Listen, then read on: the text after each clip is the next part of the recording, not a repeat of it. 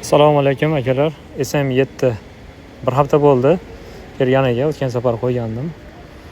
Ertaga obedgacha oladigan odam bo'lsa, shu mashinani olsa 2.300.000 ofshi hamma narsasi ichida, оформлениясigacha ichida qilib beramiz. Ertaga obedgacha olinsa olindi, bo'lmasa o'zimiz saytimizga kirib ketadi. Shu bilan stoyanka puli, diler xizmati,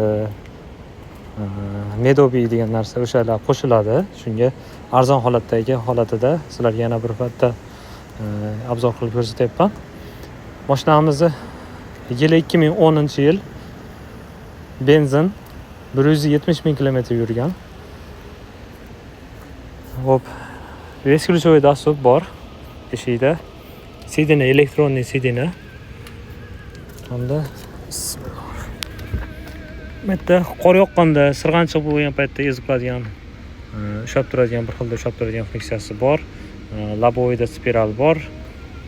Hamda bokovoylari bu yerdan ochib yopiladi.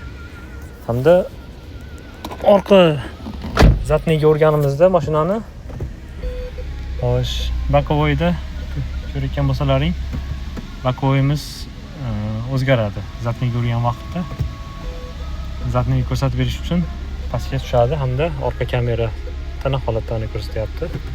Black box'i bor, high pace mavjud.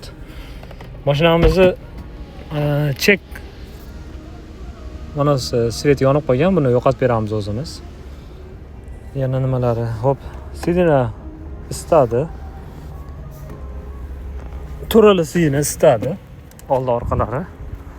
Hop, orqa sidinasi orqa tomonda o'tirgan odam maydan sidinalarni isitishi mumkin hamda multimedia boshqaradigan funksiyasi bor. 12 volt chargeti bor.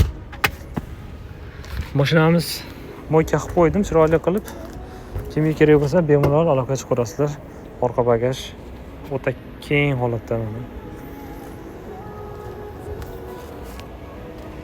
Shu kimga kerak bo'lsa aloqa qilsanglar. Passajir tomoni ham sidina elektronniy aloqadamiz akalar. Aytgancha balon holatlarini ko'rsatmoqman, uzr. Balon holatlari ham mana normal holatda. Kimga kerak bo'lsa 2.300.000 aloqa chiqarasizlar akalar.